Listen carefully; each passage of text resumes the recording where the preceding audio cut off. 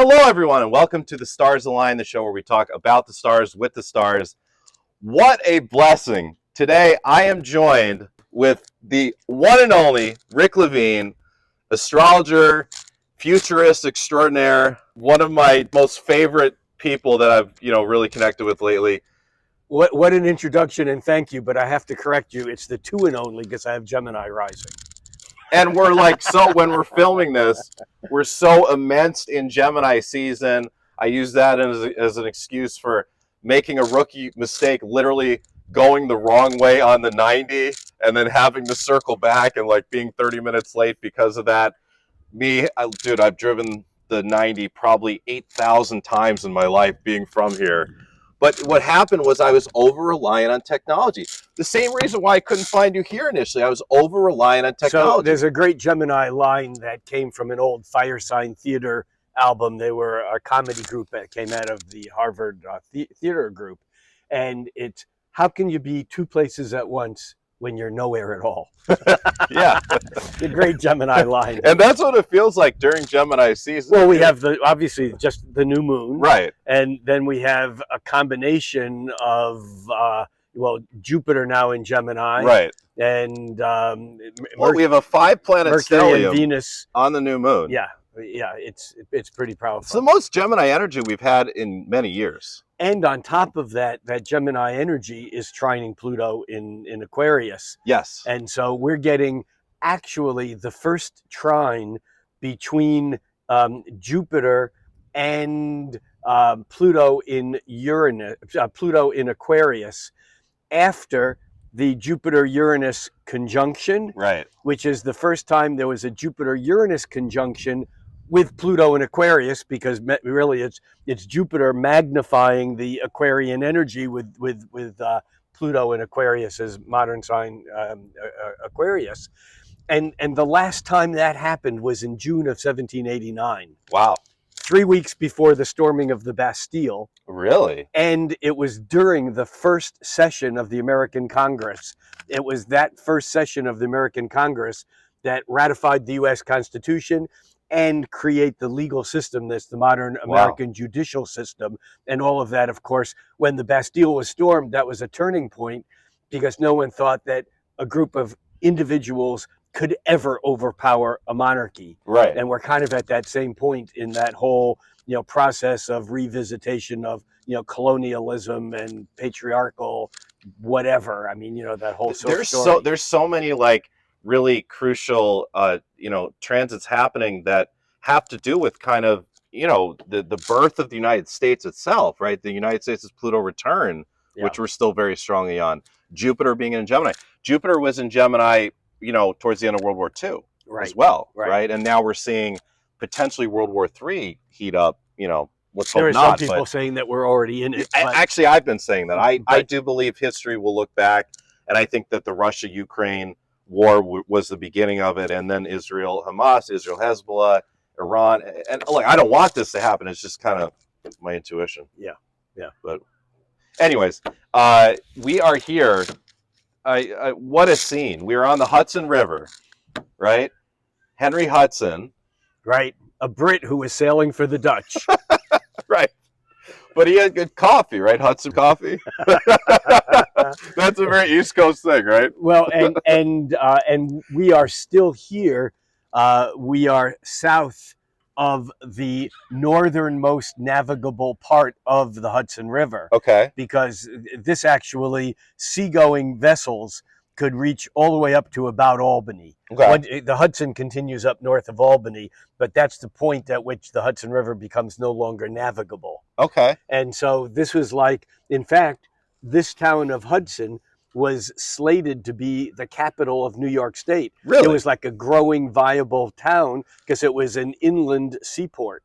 Okay. And yet, New York or Albany won out as the capital of the state by like 1 or 2 votes that would have changed the whole nature of what was the biggest city in inland, or up the Hudson. Have you heard about how in the New York State Capitol, there's like really creepy murals on the ceiling? There's creepy murals everywhere. At every government institution, right? I don't know. But I grew up right around there. I grew up in Saratoga Springs. Right, okay. As my home, even though I'm a Bronx boy. Saratoga, kindergarten through high school. So Really? yeah. Okay. So you were born in the Bronx and then Yeah. Yeah. And is it nice to be back? I mean, you live in Washington now, right? Yeah, I've been getting back east about once a year for the last 4 or 5 years, and I normally this time I'll be here for a little over 3 weeks. I'm teaching at Omega Institute. I'll be there this afternoon, and then I'm teaching in Boston the weekend of June 15th. But my brother lives out on Cape Cod. My sister has a place Yeah. up in the Adirondack Mountains, and so I'm kind of and probably like you to some extent, as long as I have an internet connection, I'm still working. Yeah, same. Yeah. I find this part of New York State just so charming. I really do. Like the Mohawk Valley into the Capital Region into the Hudson. But it's so beautiful, and it's so green. Well, it is this time. Yeah. See, now the green here does nothing compared to the green in Washington because we get so much more rain. Yeah. And it doesn't get cold enough in the winter. We have green. I mean, people mow their lawns in December and February. Yeah. And so it's wet and it's not cold enough to be real winter. And that area, actually, Seattle is sometimes called the Emerald City, Right? Because it just glows green. There's so much evergreen, also. So, Oh, that's why. yeah, Okay, makes sense. So, Rick, you told me your age. I still don't want to believe it. Maybe I do want to believe it because it's like, damn, if I could look... Did I tell you I was 19? But dude, if I can look like you when I'm whatever age you actually are, 75. Jeez, I mean, we'll have to ask you what the secret is, but I want to know. Sex, drugs, and rock and roll. Not necessarily in that order. Child of the '60s, right? Oh, that would. I was in college at Stony Brook out on Long Island. That's where I was born, Stony Brook University Hospital. I was there when they were building the medical center there. And I'm glad they built it, or I wouldn't have been born. Or you might have been born in a field of echinacea or something. But anyhow, I was at Stony Brook from 1967 to 71, which are arguably the peak of the crazy years. Okay, yeah, time. Yeah. And so, that's where I kind of got my consciousness. Did you go to Woodstock? Well, I went toward Woodstock. My dad did the same thing. He said he got stuck on the Thruway. We couldn't get off. Yeah, we couldn't get off. That's what he's. But we went late because I was in my Saratoga. Dad said the same thing. And we came down on we came down on Saturday just because there was a party going, and we turned around and went back home. So. But I heard the Thruway, like when everyone was just parked, it was a big party, anyways. Not where I was. It was just stuck traffic, and we bailed. But although I wasn't at Woodstock. During those years, I saw and heard and participated in just about every music act that anyone can think of, and even those that people can't think of. And because I was in student government, I had reserved seats and backstage passes for school events. And so, I drank Southern Comfort with Janice. I drank the Kool-Aid with Jerry, all backstage stuff. And I didn't even know that it was special. I thought, okay, you go to college, this is what happens. Yeah. But looking back, it was like I was ruined forever because I couldn't reproduce those years of, with the exception of the Beatles, the Rolling Stones, and Bob Dylan, you can't name an act that didn't play at Stony Brook during those years. Really? Yeah. Wow. Oh my God. I would have loved to have been around during that time. I was always been a bit jealous that my parents got to experience that. Society has changed so much. Everything is really rigid and tight and nowadays serious in a lot of ways. It was very rigid and tight and serious then, except things were expanding and growing so much that you could unplug completely without any fear of not being able to plug back in anytime you wanted to get a job, to get money, to get whatever. And so it was much easier to drop out and then drop back in, whereas now it's tougher to keep it together. It's hard to disconnect even for an hour nowadays, right? Yeah. It really is. We have this now subconscious programming where if we turn our phone off for an hour or two, it's like, oh, something could happen. There could be an emergency. And back then in your time, my parents' time, it was like, No, I grew up, summertime and weekends, 10 o'clock in the morning, my parents would say, get out of here, just be back for dinner at 6. Yeah. Know where are you going or what are you doing? Or, if you're hungry, there'll be something in the refrigerator. And we'd go out for a day, have these amazing, adventures, sometimes less or more dangerous than other times. But there was no cell phones. There was no where you been or whatever. You just, you did it. Yeah. And, Pluto having now entered Aquarius, I mean, for me, I think one of the main features of that is going to be the rapid growth of technology, especially artificial intelligence, right, over the coming 2 decades. And I'm curious to hear your thoughts on that. We've already shifted so much as a society in a really short period of time because of technology, because of phones. And I think it's going to take off like that, like logarithmically. Yeah, and I think that historically, if you look back even to the early '60s, when we had the 7 planets stuffed into Aquarius in February of '62, there was the Sun, Moon, Mercury, Venus, Mars, Jupiter, and Saturn, all clustered in Aquarius. And at that time, people were saying that this is going to be the birth of the new Avatar, the new, the new Messiah, whatever. But from that time onward, I don't think it's just cell phones, although cell phones are certainly a piece of it. I don't think computers are it, although that was a piece of it because, the first mass-produced computer was at the Uranus-Pluto conjunction in 64, 65. That was the IBM 360. And it's interesting because the first printing press was in 1455 at a Uranus-Pluto conjunction also. And that was the mechanization of the printed word, whereas the IBM 360 at the Uranus-Pluto conjunction, which wasn't necessarily the defining thing of the 60s if you were living through it, but it was like the digital printing press.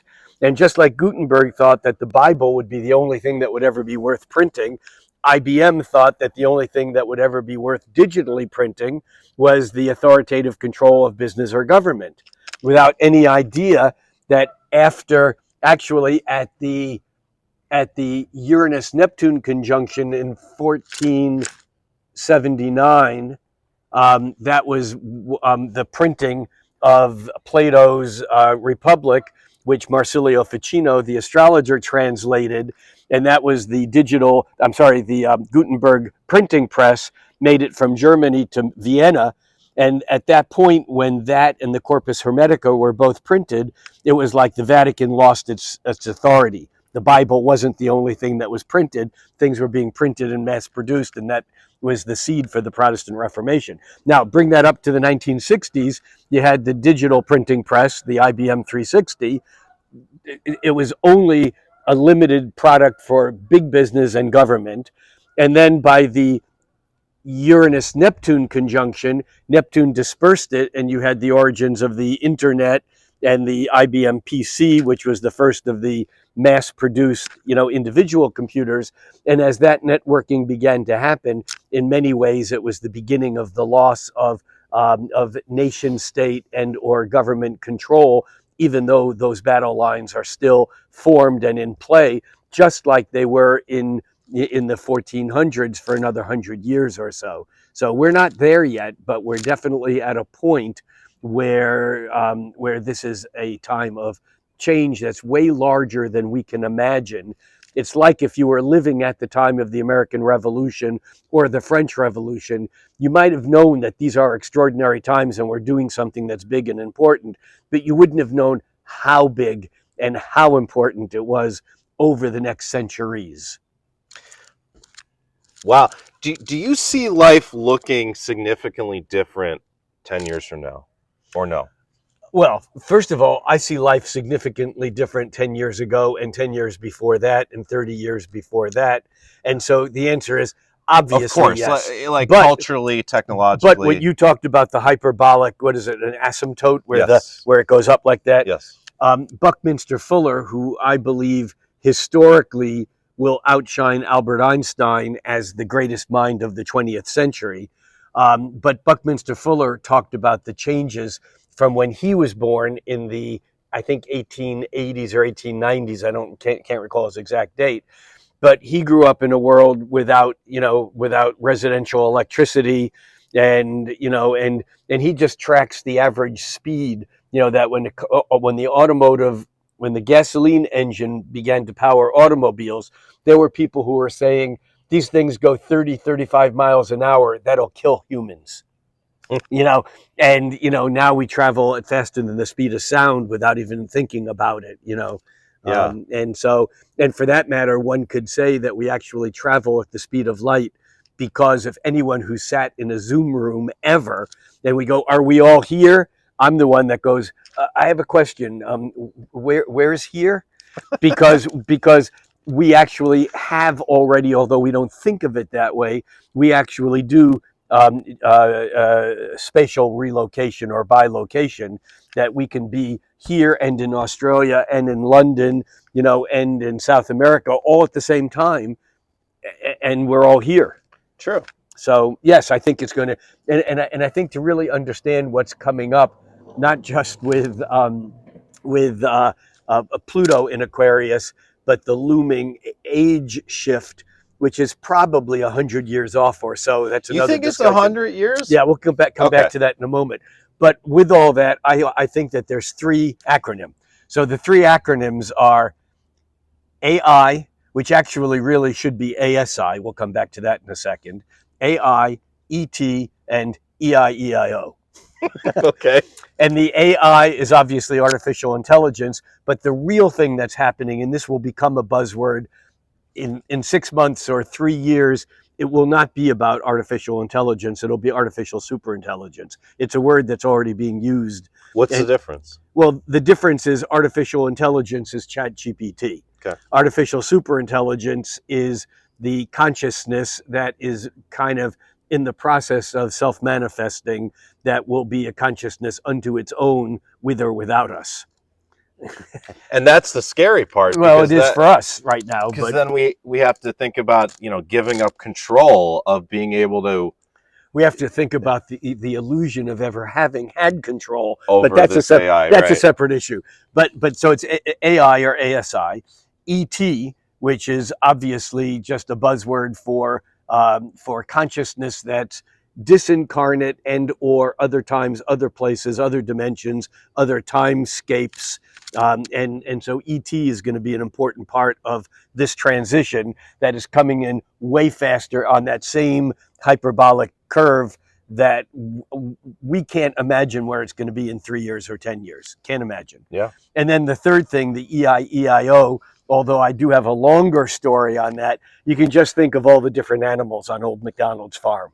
Yeah. that the illusion is that the age of Aquarius, or Pluto in Aquarius, about networking. There's this idea of what's sometimes called 2,000 years of universal brotherhood, where everything is equal and people are all part of a golden age, right? Exactly. And whenever I run into an astrologer who starts talking about this highly idealized version of the musical Hair, of this is the dawning of the age of Aquarius, blah, blah, blah, blah, I have a one-word answer, and you only get it if you're a Star Trek fan or you know Star Trek. And the one-word answer to that is Borg. And because Borg was a intelligent, hyper-intelligent life form that Star Trek encountered. A collective. They had a cube, right? Well, they were insectoids. I don't know, but they were like insects that were kind of a combination of organic and mechanical, technological, and they had no individuality. They seemed soulless.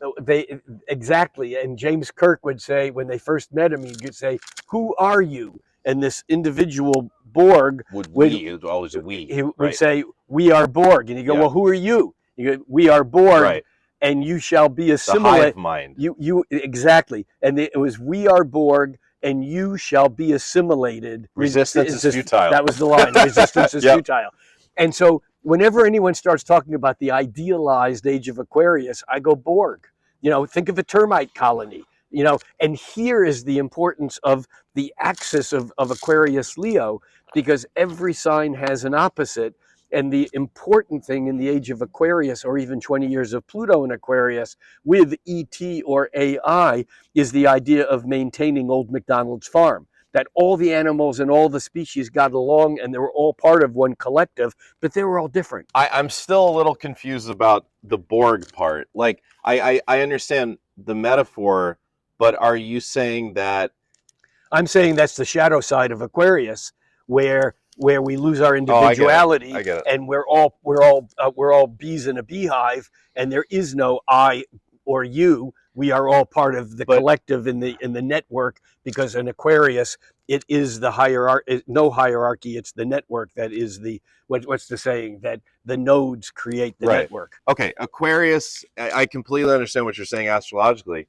And then I'm also fusing that with my understanding of ascension, right? Yeah. And that as collectives ascend through the dimensions, they naturally collectivize. They naturally become like the Borg, except positively oriented rather than than destructive or consuming. Okay, so it's producing. Here what you're stumbling on is the traditional astrological negativity around the 12th house, because the 12th house in astrology is considered to be the house of self-undoing.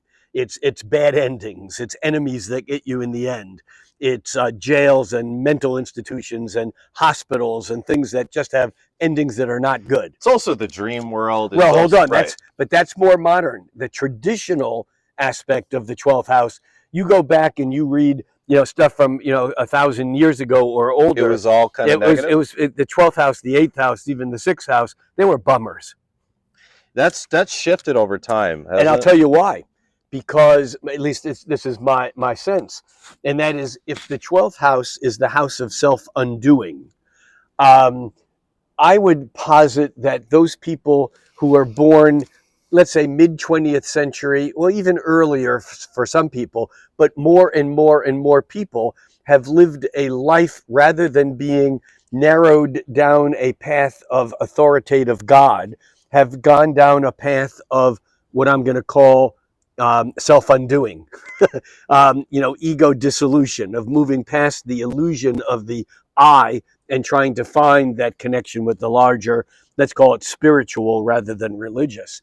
And I think of there's a quote from Trungpa Chogyam Rinpoche, who was a Tibetan Lama who actually led his flock through the Himalayas, being chased by the Chinese in the 50s, and ended up going to England and then to the United States, where he founded the Naropa Institute, Naropa College in Boulder.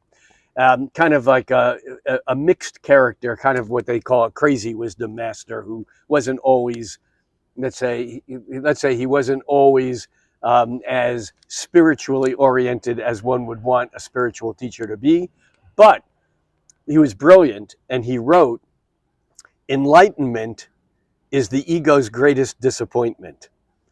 I'll say that into the camera. Yeah. Enlightenment is the ego's greatest disappointment. Definitely. Because you can't take the ego with you. If you're saying I am enlightened, you're not enlightened, because there is no I, because enlightenment dissolves the subject-object boundary. And so it's like, if you say I am enlightened, you're not, because there's an I present that's not. Okay, so what happens is that you're absolutely right.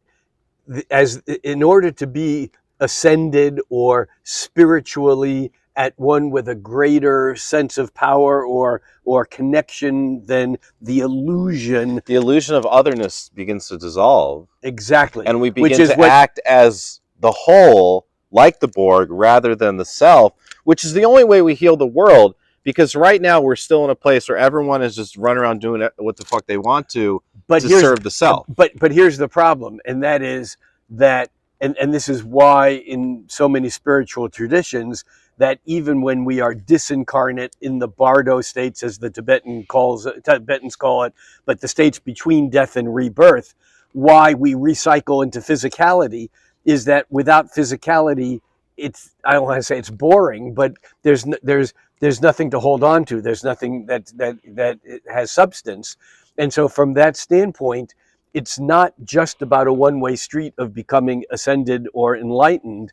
It's finding a place where the two of them have some dance with one another, rather than thinking that it's all about here and we fear death. I remember Ram Dass once saying that the great American death mantra is, "Oh shit." But I think that the ideal part of the Aquarius energy, or the Aquarian age, has to do with the balance between the opposites, where they become one.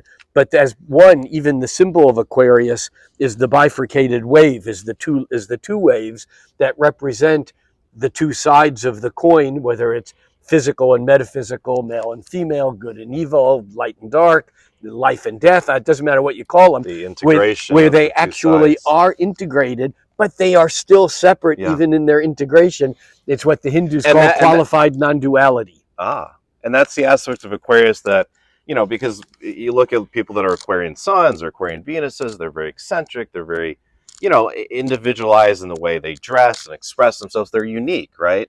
And that's a perfect way to collectivize that idea. So the dance between Pisces and Aquarius, which is really where we're at on a retrograde motion from Pisces to Aquarius, one of the and with the modern, I don't like using the word ruler. I think it's a leftover hierarchical. And we're talking about on a planetary cycles, these on the ages. 2,156 year planetary cycles. Exactly. And then the question is, okay, is that border, was it 2024? Was it 2012? Is it 2043? Is it 2160 is what I'm voting for. But I don't think it's a year. And with a cycle that's 26,000 years long, because that's the one complete backwards wobble of the Earth. There's a gray area, right? Well, it's like it's like being born on the cusp between two signs. We can sharply cut it, but say if it's within an hour or two, it's really, there's still something that's on the edge. What do you think about the idea that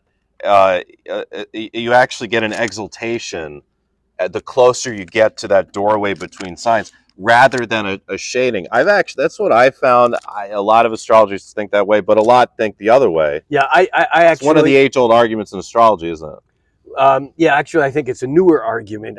Is it? Yeah, I think that the age-old thing is that the whole concept of an anaretic degree and the implied shift at the 29 degrees has a bit of instability or so on. I look at it like this. My sense is, have you ever been on a surfboard? Kind of. It's good enough. Okay, yeah. All right. So I'm not a good surfer, but I've bobbed around in the waves a lot, and I've been on surfboards, and I've hung out, and that the difference between a good surfer and a great surfer is not how well you balance on the board. Because you can balance on the board all day, all night, and be a good surfer and not a great surfer. And the thing that makes the difference is that a great surfer knows which wave to ride. That you hang out with the other surfers and the sets begin to come in and the waves begin to build.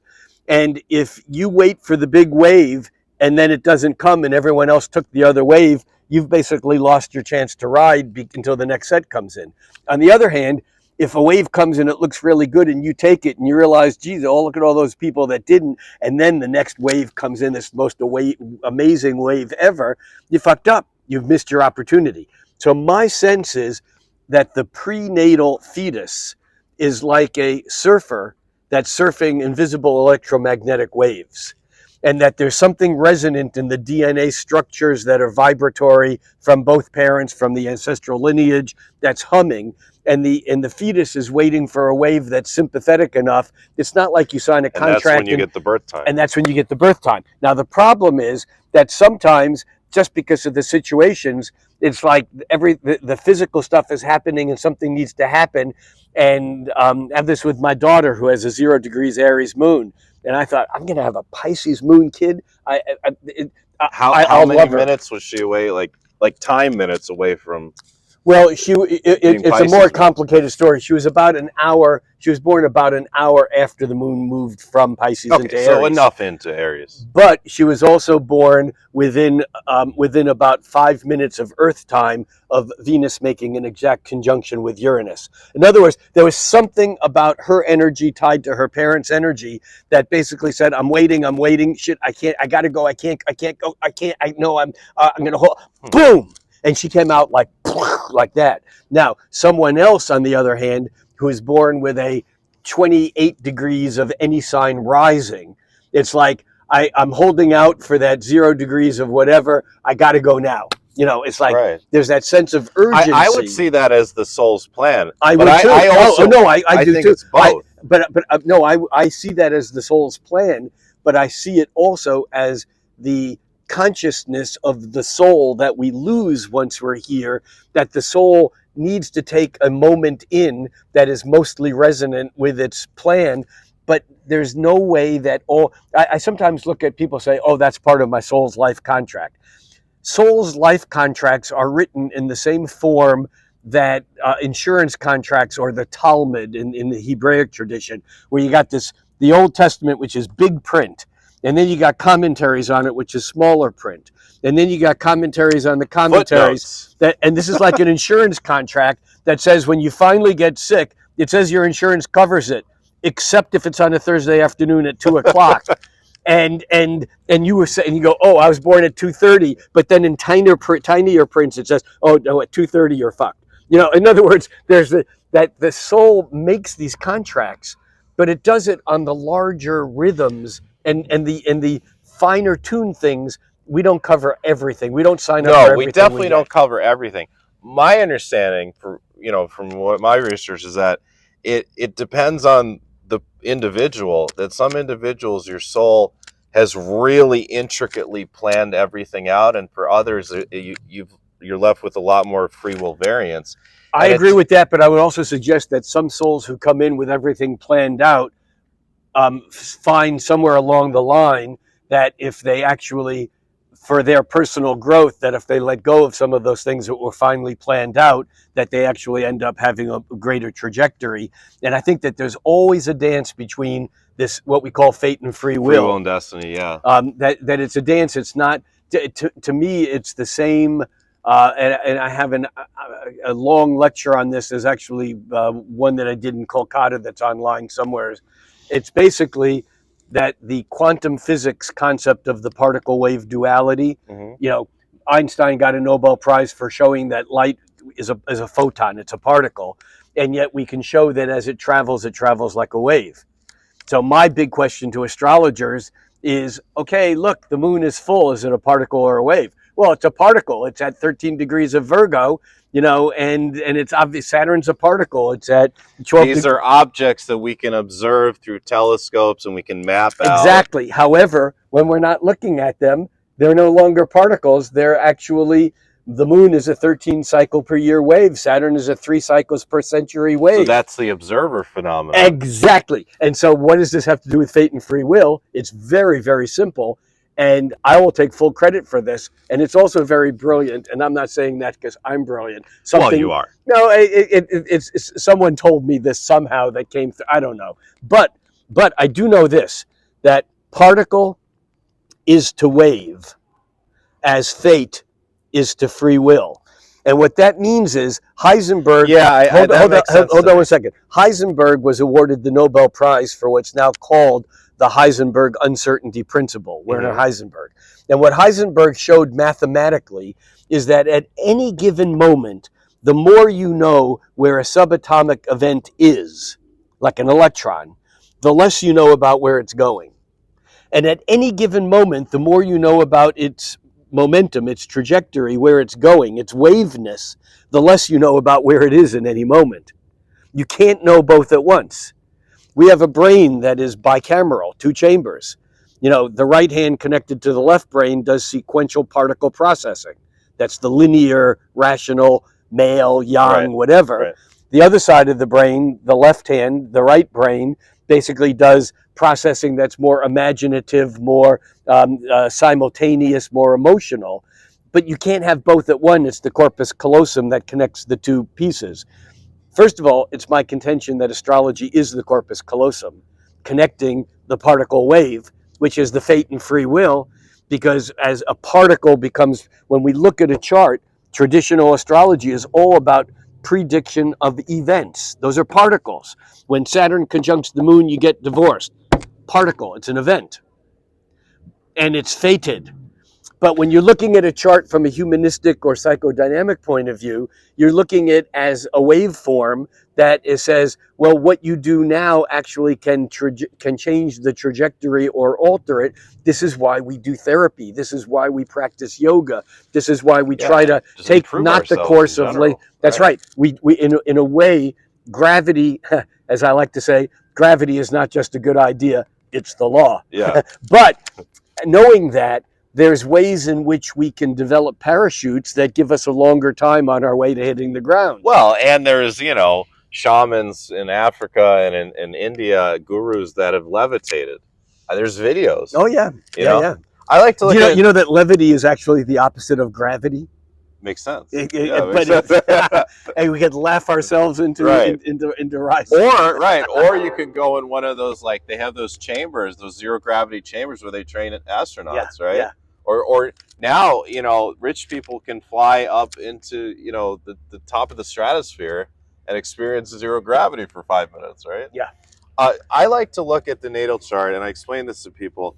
I mean, you pull it up on your laptop, or we used to print them out, right? And it's hold on. I used to actually calculate them by hand, doing logarithm. Inefficient, but you learn it, I'm sure, better than we learn it nowadays. It wasn't incredibly inefficient. It was the only way to do it. Right. Period. Yeah. Okay.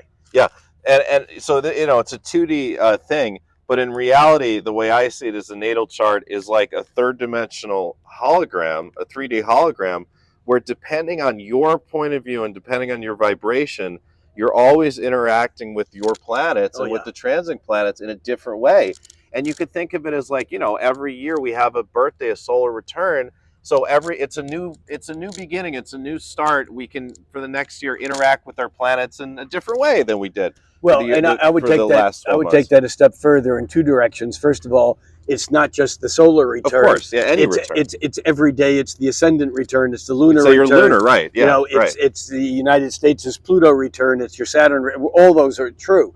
But on top of that, I would say, 30, 40 years in the future, astrologers will look back and go, can you believe those astrologers at the beginning of the 21st century that actually did charts on flat pieces of paper? I mean, it's like the way we look at someone doing them in squares, 2,000 years ago. It's like, is that stupid or what? They didn't even realize that this was like a ball. Now, I'm suggesting, though, that three-dimensional piece is the next. But there's actually a tesseract, like a four-dimensional sphere, that we can always and only perceive the number of dimensions that are less than we are. And we live in 3 dimensions, so we see things 2-dimensionally. But I guess that makes sense. Okay. But I think you're right. I mean, I think that the chart as hologram and walking around it and changing our view from any planet and then tuning it to see what happens when that vibration is expanded because of a return or a square or whatever. I think this is all where it's going, energetics. Yeah. Amazing. What are, I guess, I'm learning so much, and I'm very grateful for this. Thank you. Like, me being the new era of astrologers, and you being the old guard and the teachers, like, you've mentioned some things, but what are some, general ways that you've seen the profession of astrology and the art of astrology change since you got into it until now we're in 2024? Yeah, I think that from my perspective, the biggest thing is computers. Yeah. And I was a very early adapter. I love that sound, by the way. It's the Amtrak. Yeah. I don't know what it is. Maybe a past life as a train conductor. I adore. It's so soothing. I know it's Amtrak now. When I was a kid in Saratoga, the train that went from Saratoga down to New York was called the Laurentian, and I don't know if that's still the name of the line. But in 1977, I bought my first computer, and made out of cardboard. Well, it had a hand. Did you crank. buy it in Times Square? It had a hand crank, like a magneto crank. No, I'm kidding. No, it was actually a test product of Radio Shack. And it was the first radio, and they only test marketed it in 2 places. And I happened to have been in Birmingham, which was one of the test markets. And I bought one, and I took it home on the plane with me. I mean, I had to put it in, checked luggage. It was huge. God! And it had 4K of memory, which 4 kilobytes. 4 kilobytes, yeah. Which is 1/1000th of 4 megabytes. That is correct. Which no one has 4 megabytes now. I mean, no, basically, you need gigabytes to do anything nowadays. And for external memory, there were no drives of any sort. You had a cassette tape, and you actually put the cassette tape through an interface, and you pushed play on the cassette tape, and it would take about 30 to 45 seconds for this tape. When you listened to it, it just sounded just like it was like high frequency Morse code. It's like that it basically loaded that into the 4K of RAM. wow. And the screen was 40 characters, alphabetics only. There were no dots or graphics It's like or anything. precursor to DOS, basically, or was Oh yeah. DOS? Oh no. It was three. DOS was actually it was a precursor to DOS, and it was even a precursor to CPM. Anyone under 50 has no idea what the fuck we're talking about right Right, which was all precursor to Windows. Anyhow, yeah, I mean, I tell people today when I'm teaching that we take it for granted, but when the Mac technology came out of Xerox, out of the PARC, the Palo Alto Research Center of Xerox, that they developed something that became the Macintosh, which was the breakthrough was on the screen, what you see is what you get when you print. And that what you see is what you get is WYSIWYG. What you see is what you get. It was referred to as WYSIWYG. Mm-hmm. And I always teach that we live under this illusion that the universe is a WYSIWYG universe, when in fact it's WYSIWYG. What you see is not what you get. That there's, you know, we look around, we see things. The Hindus know this. They call this Maya, which is basically, well, it's not the illusion. It's the veil that is illusory that prevents us from seeing the true nature of reality. And what we're seeing, I mean, it's the physicality that's exactly the illusion, right? And here's the thing that astrologers don't get, as I say, as I hit my hand against the table, is that there are no things in the universe. And Pythagoras got this, and even my boy Johannes Kepler got this, is that anything that is a thing is actually the intersection of higher frequency vibrations. That right now, this table is basically blinking on and off at several hundred trillions of times every second. Right. Several hundred, actually. So how do we hack it and like put my hand through this fucking thing? Like, well, I've never been able to do it. Well, here's the thing. Gamma rays or cosmic waves are so high frequency that they don't only go through the table without knowing that there's a table there. They go through the entire planet Earth without even knowing that it hits anything solid. True, yeah. And so it's a matter of our frequency being raised, which is what's happening and has been happening to the human species for a couple of thousand years, more quickly since the mid-1800s, when Hertz and Maxwell, and they began to explore what we call the electromagnetic spectrum. Right. But even now, with the advent of these very high frequency, radiations that that are microwaves and radio waves and all this stuff, is we are gravitating our consciousness out of physicality into metaphysicality. And I think that's so interesting that you mentioned that, because like there's so much fear around 5G. What's next after that? First of all, I understand that there is science that shows it's not good for the body, but I see it also as a corollary to our elevating consciousness. And of course, we're going to have increasingly rapid waves coming out of what we're building as humans. It may kill us. Look, remember, no, and I don't say that flippantly. And we have to remember that one of the greatest technologies of the Romans was indoor plumbing. Was their ability to make baths, and it killed them, because they had no idea that lead was basically poisoning everyone and making their brains dull until they. Really? Oh yeah, I didn't know this. Yeah, and like for now, you go to England and you Is go this to where the fable of Jesus came out of, lead poisoning? They weren't thinking straight. They just made up that story. I don't know that they made it all up, but they're certainly that. I don't buy it at face value. I'll tell you that. Which parts? Oh, just being nailed to a cross and. There's record of mass crucifixions. It was not one person being crucified. I think that's more reasonable. But that's another whole story. Yeah, that's okay. But the thing is that this movement from physicality to metaphysicality is something that I think is very significant. I remember one of the most mind-blowing astrology lectures I ever heard was I think it was in 1989 or 1990, and it was prior to the Uranus-Neptune conjunction. Saturn was in that flow in 89, 90, 91, 92, 93, Right, 94. And Jim Lewis was giving a talk at that time. Jim Lewis, the guy who patented or copyrighted astrocartography, who developed... Really? Okay. Yeah, he developed the concept that people call astrocartography, but it's really locational astrology, because it's like saying this is a tissue when a tissue is a brand name product. Right. Were they doing that back in medieval times, No. locational astrology? No. It's relatively modern? No, Jim basically figured out this whole Really? methodology. And essentially it's like taking the natal chart and putting it over the globe. Yeah, it's basically mapping where each planet would rise or reach midheaven. And this is actually literally on my Pluto line right here.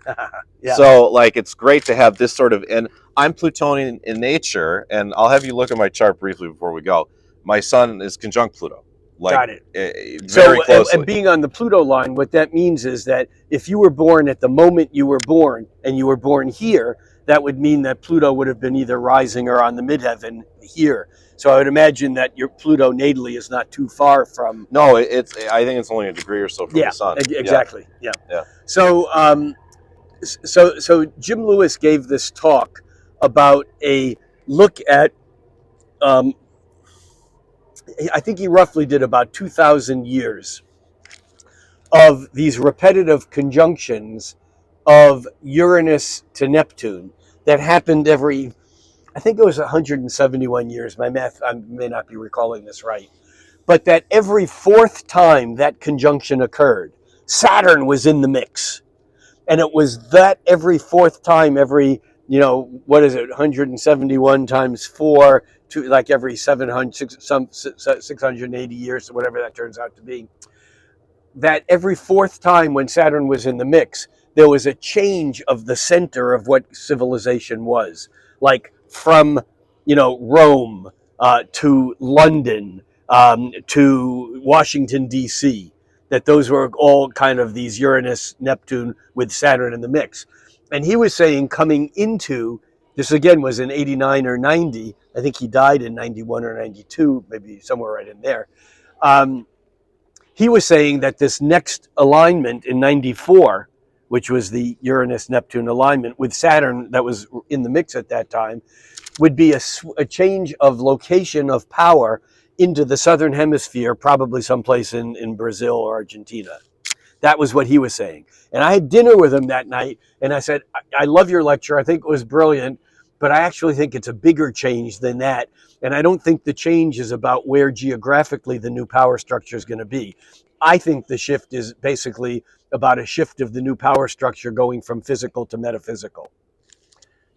And I think that we're still in that shift. I think I was more right in imagining that than I knew, because I think that's what's still being played out. And that's what so much of the fear of MAGA, Make America Great Again, Freud would call that infantile regression. And I'm not judging. I'm judging, but but I'm not judging the specificity of the politics. Right. What I'm judging is the fact that that Freud noted that when things get tough, psychologically in our mind we go back to some time when it was better, right? Yeah. And yet it was never really Wow, better. Our yeah, memory of it was better, but that's called. He wrote a book on it. It's called Infantile Regression. He used another word also, but in a way, the concept of making America great again is under the duress of unknown future. Yeah. We want to hold on to the Saturn, the status quo, in light of Uranus, the future. And that's part of what this whole bifurcation process is a fear of the meta to physical. And then Uranus is progress. That's societal progress, innovation, It is, but too much integration. Jupiter and Uranus conjuncted in April this year. Yeah. And I think that's, a really major thing I mean, I don't know if we've seen what's going to drop. Oh, no, we have yet, but I think in the next couple years, the types of technologies and spacefaring.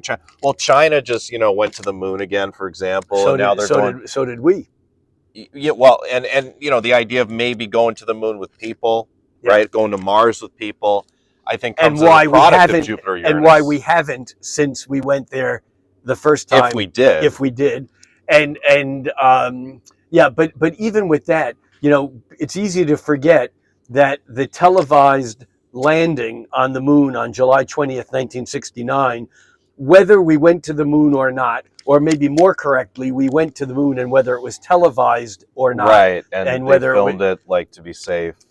but regardless of what actually happened, that moment of televising it was within a few hours of the exact Jupiter-Uranus Yeah, it was. conjunction, Yeah, but the moon was at their midpoint. The moon on that evening was conjunct the Uranus-Jupiter midpoint. You want to talk about timing.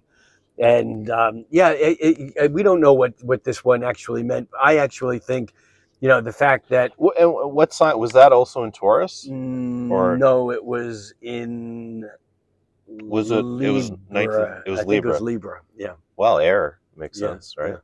Yeah. Air, Libra, air rockets, right? But yeah, the Jupiter-Uranus conjunction, I think, is part of this fact that first now Jupiter, as it moved into Gemini at the end of May of this year, of 2024, that will be followed by Uranus making that same move in 2025, 6, 7, as it will move into, not just moving into Gemini, but all these planets that just moved into Gemini recently, including Jupiter. The 1st of June, actually, the 2nd, Yeah. it trined Pluto. And so Yeah, Uranus and it still is coming, very closely. it's Like, still yeah, very closely. yeah. And now Uranus, and in some ways, I think this is a part of the portal that the Jupiter-Uranus conjunction opened, Yeah, I agree. being the first Jupiter-Uranus conjunction Yeah. while Pluto was in Aquarius, Yeah. since the Bastille was stormed and the American Constitution was created. And that in a way, these trines are setting the tone, especially this trine right now of Jupiter trining Pluto, is setting the tone for the Uranus that will trine Pluto in the first harmonious aspect that Uranus will make with Pluto since the Roaring '20s. And in fact, it'll be the first time that they've made a trine with Pluto while Pluto was in Aquarius for I don't even know how long. It didn't do it last time. I mean, in thousands. Yeah. And the reason why that's so important is that by the time we get to June, July of 2026, we have Pluto having moved to 4 degrees of Aquarius, Uranus having moved to 4 degrees of Gemini, exact trine. It's the first of, in July of 2026, it's the first of 5 trines that they will make as the retrograde. Uranus at 4 degrees of Gemini, trining Pluto at 4 degrees of Aquarius. Their midpoint is 4 degrees of Aries, which is where Neptune will be, exactly at 4 degrees of Aries, sextiling Pluto on one side and sextiling Uranus on the other. But it's even crazier than that, because on July, I think it's 16th or July 20th, right in there, Jupiter will be at 4 degrees of Leo, exactly trining Neptune at 4 Aries, but sextiling Uranus at 4 Gemini and exactly opposing Pluto at 4 Aquarius. And then the moon will be at 4 degrees of Libra, all on the same day. And if there's ever been a day for 100% absolute shift of everything, I don't know what'll happen, but I've been looking at that chart.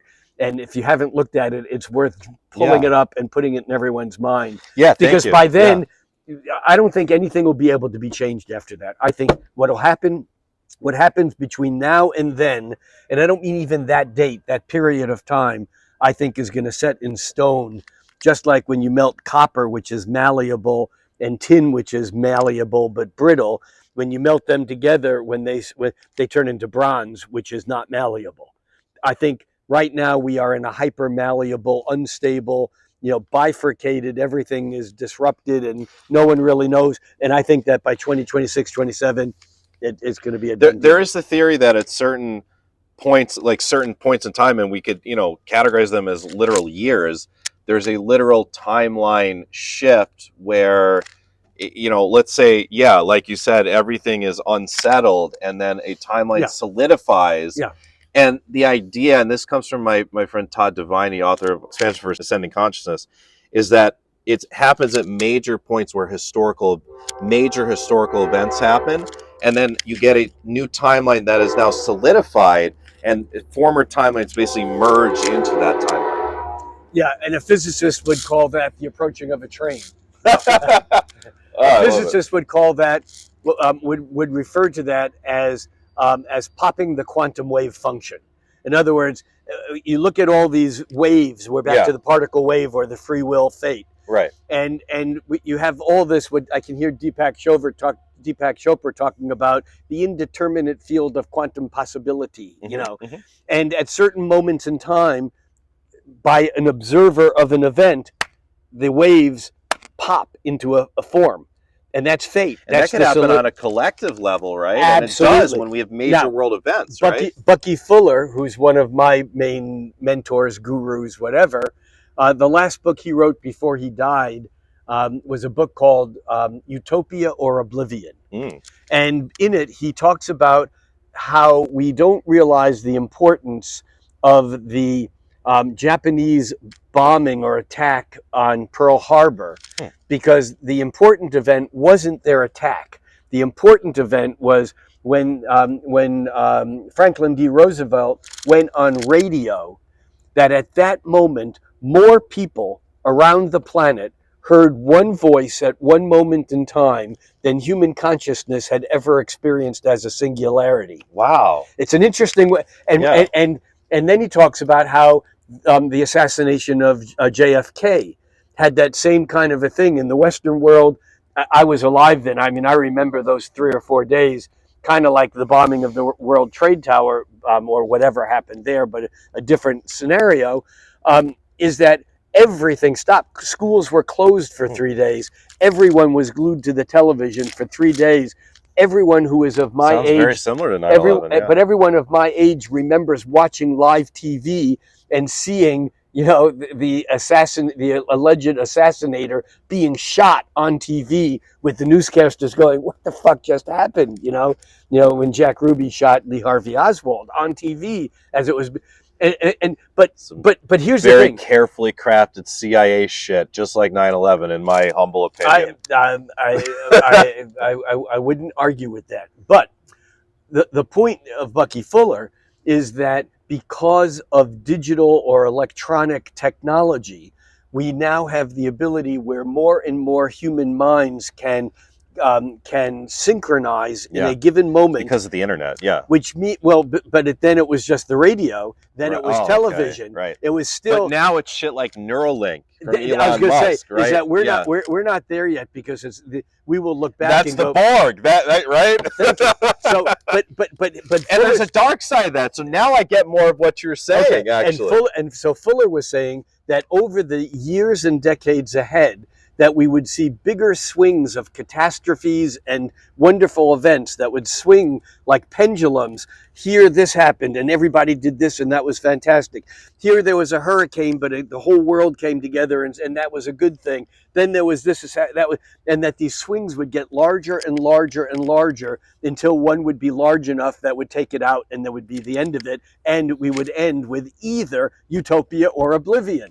That was the name of this book. It makes sense. It does make sense conceptually. And I'm saying that although we may have passed that event point and we don't know what it was, we may have already. I don't think we did. I think it's first contact. I absolutely think it's real first contact, where on TV, Joe Biden or whoever the fuck is in there is literally shaking hands with an alien. Right, a real Pleiadian or being assassinated by one.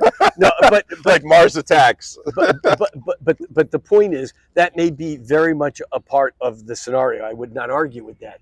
But what I'm saying is that it's very possible that event, even though we're not aware of it, has already occurred, and it's just going to take 10 years, 20 years, 50 years for it to play on through. We don't know where that point is. That's all I'm saying. Yeah. But it doesn't alleviate us of the responsibility of following through, as long as we feel like there's any potential of change. If we don't play a part in what's going on right now, we deserve to be fucked.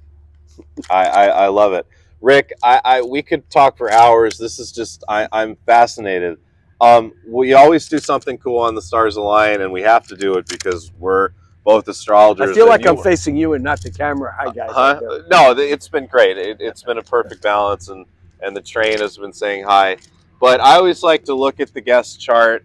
I'm going to do it real briefly. Just pick out a few things that interest me. I have no idea what your chart is, so this will be new to me. And then if you're game, I'm going to have you look at mine and just pick out a few interesting things. It's something we do on this show. Sure. All right. The reason I use Kosh is just as stupid as the reason you use Placidus. Okay, tell me. Well, there's no good reason. Okay. Isn't it supposed to act most accurately correct for... Well, that's not what someone who uses Regiomontanus or Marinus or Right, Porphyry true. Okay, they would argue differently, right? Yeah. Placidus was just one of the earliest and most widely used, certainly in Europe. But most people use that because it's what their teacher used. It's what they learned. Okay, just a quick comment on Rick Levine's chart, I feel, and I'm going to put it up on the screen here. I feel really honored to have a chance to look at this. Is holy Aries energy. That is intense, right? And looking at that South Node in Libra and kind of this, I get this intuitive, lonely, and kind of lost and not able to really speak up. This closed throat chakra energy as a woman coming from a past life before this. I very much get that feeling you were a woman in a past life before this and just kind of going along with whatever religion and family and your husband and had kids, but just kind of quiet, question things in your mind, but didn't speak them out. And your soul said in this lifetime, now is the time you're going to bring back all these aspects, these teacherships you were in India, these teacherships that you were in South America, in ancient Atlantis, and on other planets as well, and embody that all in one single lifetime. So we are going to give you that Aries North Node, but not only that, the stellium of the Sun, Venus, Mars, Mercury, all together. All square the moon and all trine Pluto. Right, all trining Pluto, which is, about truth, bringing up the truths to the surface, but being able to express them outwardly with this fully open throat chakra, fearlessly, and doing it, to audiences of all different ilks. And your soul wanted to cobble everything together that I get the sense of you being an Orion starseed as well, and Orion starseeds are very much aligned with truth, with digging up. I'm an Orion starseed as well, and Sirius, and you might be Sirian as well, but digging up all of the stuff that's been buried in ancient history. My natal moon is conjunct Sirius. So you definitely are, yeah, Sirian and Orion. So yeah, just cobbling that all together into you just conjured up the sun. I sure did. Hey, so looking at my chart, yes, look at my Venus. Can yes. You see the degree in minutes of the Venus? It's 13 degrees 44 minutes of Aries. All right, now look at Neptune. What's the degree in minute? Neptune, 13 degrees 40. So wow, I didn't even notice that is an exact opposition. Fascinating. So I have a term that my students now all use, because we know that if two planets are in the same degree, my sun is at 16 Aries and my moon is at 16 Cancer. So that is, in fact, a partile square. Yes. Same degree. But if they're the same degree and same minute, they're fucking nailed. Yeah, they sure are. And, that's like, okay, first of all, it's going to make you incredibly creative and I would say expressive just in general. And also probably a lover of art and music and culture. It sits behind right? everything I do. Yeah. Behind everything I do, there is this absolute, I would use the word addiction to beauty and aesthetic perfection. That's a great way to put it. Yeah. In the form of art, photography, poetry, literature, geometry, music, relationships, women, wine, women, and song. Yeah. I mean, and we were just talking about your photography hobby, and you have a beautiful camera. And what a place to take some photos out here as well. By the way, that guy that just walked behind us, you want to talk about synchronicity? The book he has in his hand is something existential philosophy. Like, what a magnetism, right?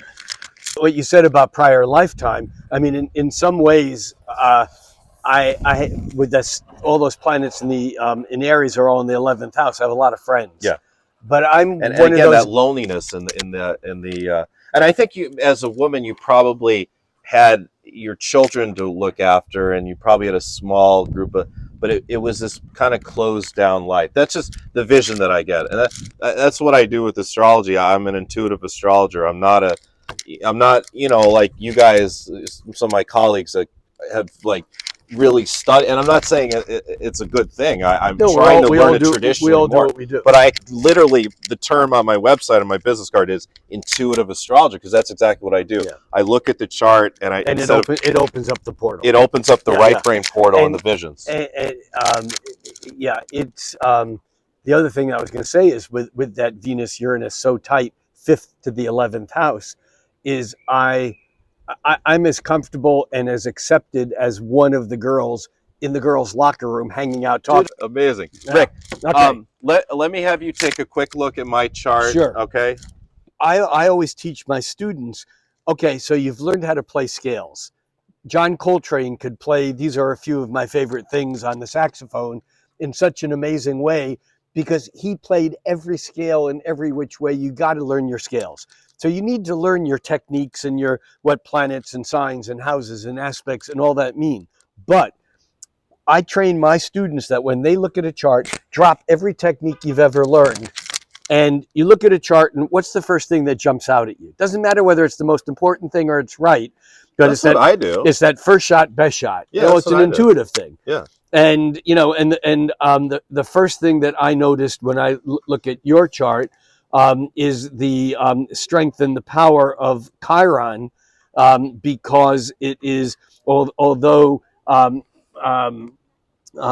Edmund Jones didn't use Chiron, it would be the handle of a bucket, meaning that all the planets in your chart are all clustered on one side of a chart with Chiron on the other side of the chart, in a way almost having to balance everything out. Interesting. I never even thought of that. So everything in your chart is balanced up against you the can see my chart right here, guys.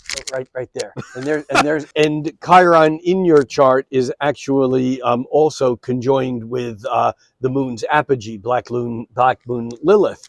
And so, and in Gemini, and so it would lead me to believe, and this is just an opening thought, that there's something that is,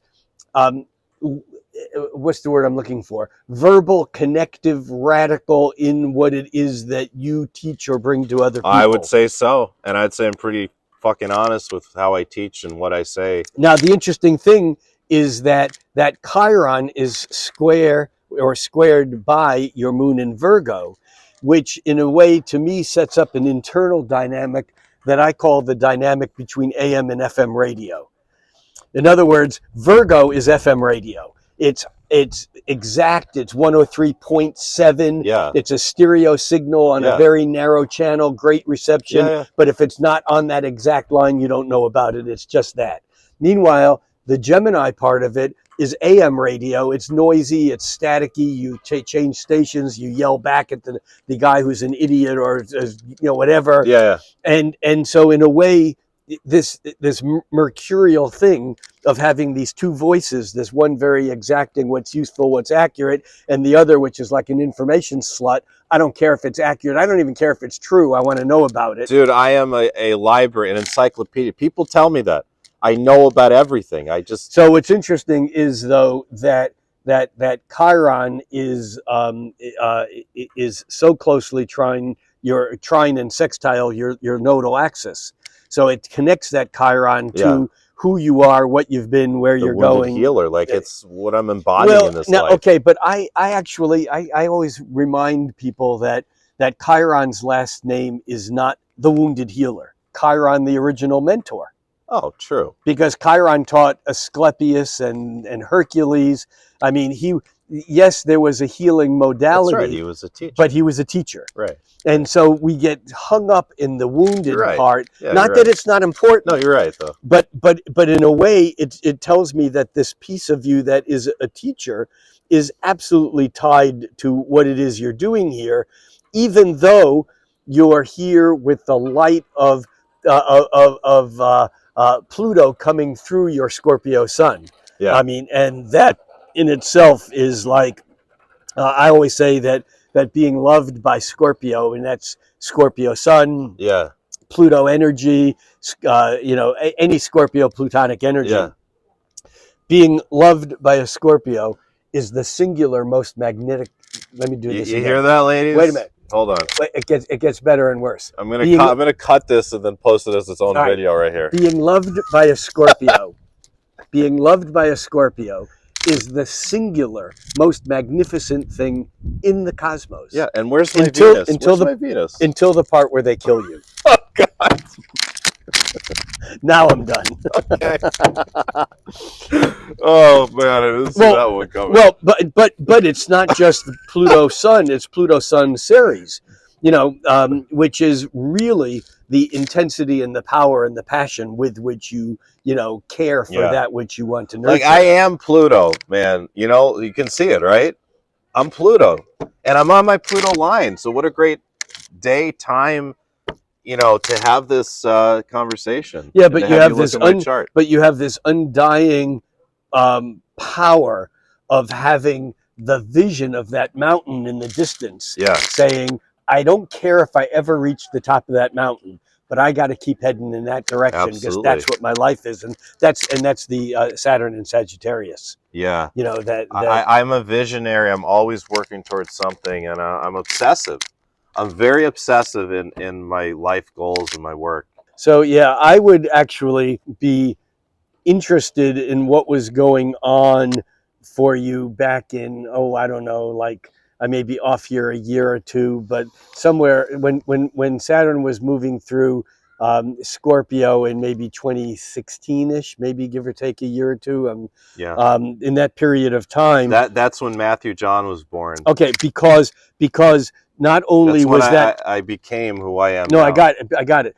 Because during that time when Saturn was not only going over your Sun and Pluto, it was also coming around the bottom of your chart, which is the point at which we have what I like to call the dark night of the soul. I sure did. And it was at that point, exactly the year you nailed it, 2016. and at that point we plant a seed. No, actually, it's not even that. We take a ladder and we put a ladder on the ground and we lean the ladder up against a wall.